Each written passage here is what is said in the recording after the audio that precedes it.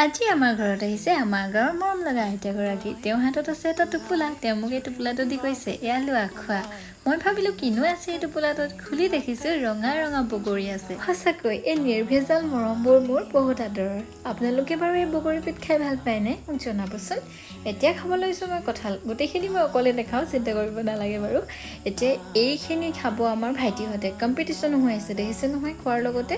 আৰু এতিয়া মই বাৰীখনলৈ আহিছোঁ জলকীয়া কেইটামান ছিঙিবলৈ বুলি। ভাবিছিলোঁ জলকীয়া বহুত লাগি আছে, কিন্তু আহিহে গম পাইছোঁ যে গছজোপাত জলকীয়া তেনেই কম। মাত্ৰ 2টা জলকীয়া লৈ মই ঘৰলৈ গ'লোঁ। তাৰপাছতে এতিয়া আমাৰ মোনা এটাৰ ভিতৰত দেউতাই কল সোমাই থৈছিলে। পকিল নে নপকিল চাওঁ বুলি লওঁতে খুব ধুনীয়াকৈ পকিলে। আৰু আপোনালোকে চেনিকল খাই ভাল পায়নে মোক জনাব।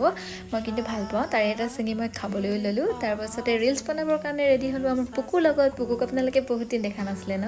ৰাতিলৈ মই মায়ে বনোৱা গাহৰি দুডোখৰ টেষ্ট কৰিব ল'লোঁ, কিয়নো মায়ে জালুকৰ লগত বনাইছে। বহুত টেষ্টি খাবৰ কাৰণে।